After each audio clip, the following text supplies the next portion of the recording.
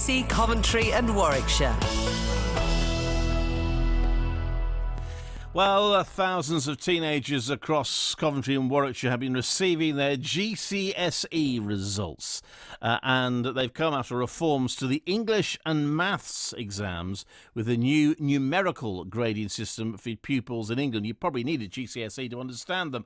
Our former Schools Minister David Laws, who now chairs the Education Policy Institute, says the changes make sense but will be confusing at first. The proportion of students who get the new 4 grade should be roughly the same as who got the old C grade. So there is some read across from the old system to the new system, but it will take time for there to be a proper national understanding of the new system as it comes in, no doubt about that.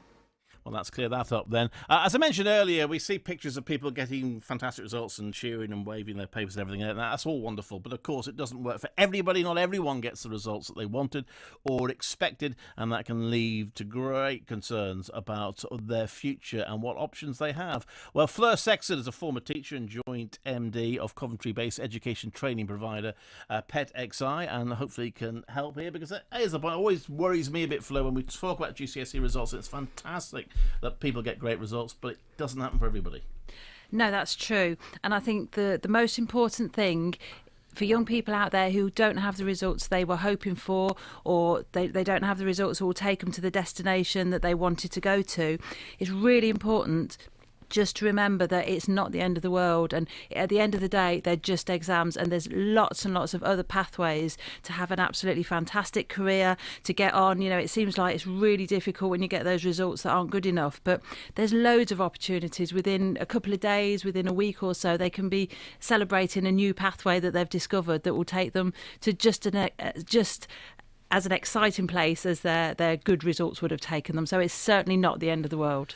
Do you have to sort of persuade young people of that, because if they've got the heart set on a particular path and suddenly they haven't got what they need for that path, it can be quite a shock? Yeah, I think it can, and I think it's not good that young people put themselves under so much stress. And it's fantastic that they want to do well, but you know, when it doesn't go according to plan, they really need to just to take a day or so and just think, you know, it isn't the end of the world. And often things that don't go according to plan can lead to an even better result. So it isn't anything to panic about, really. That would be my message. And what would be your advice as to what they do now? I suppose we're talking also about parents and grandparents who are trying to help their young people. Yeah, absolutely. I think the fact that they've put in the work and it's not come to what they wanted, they've got to just, first of all, say, well, you know, I did my best, or I could have worked harder, whatever, but we are where we are now.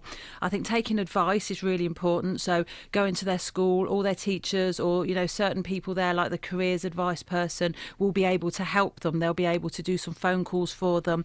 If they were just 1 or 2 grades short, I don't know it depends very much on what the courses they want to go to, but some colleges and some sixth forms will still take them, but maybe to do a different course, or maybe they've got places available because uptake hasn't been as much as they thought, and they may still get in. So it's certainly worth asking.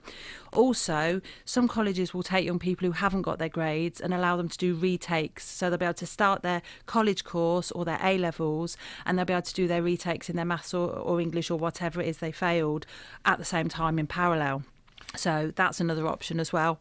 And it's also true, and I think you've got first-hand experience of this, that some people who do get what they want and do go on the path that they chose actually find that it's not quite the path that they wanted in the end. Absolutely. And I think a lot of young people, they don't know exactly what there is out there. There's some fantastic opportunities for apprenticeships that you probably don't have the experience of when you're in year 11, so you don't exactly know what it's about. But some of those opportunities are absolutely fantastic, and of course they're getting paid while they're learning as well. So young people doing apprenticeships could actually finish up with a degree level qualification. They can go on and study. We have a lot of apprentices at PetXI, and we also place people in apprenticeships, and they're getting tremendous experience in the workplace, and that's very good for confidence building. So there's the apprenticeship route, there's also the traineeship route, which is also very good, and that's for people who aren't quite ready for an apprenticeship, and it allows them the opportunity to to do their functional skills, to get that work experience. They'll do 100 hours of work experience, and it's very, very good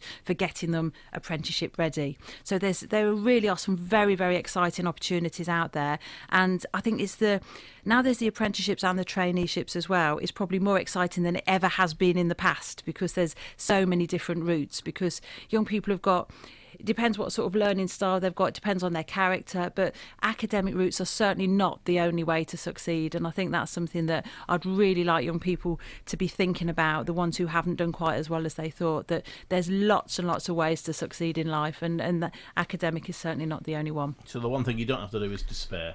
Absolutely, there's plenty of hope and there's plenty of opportunities out there. Thank you very much indeed, Fleur.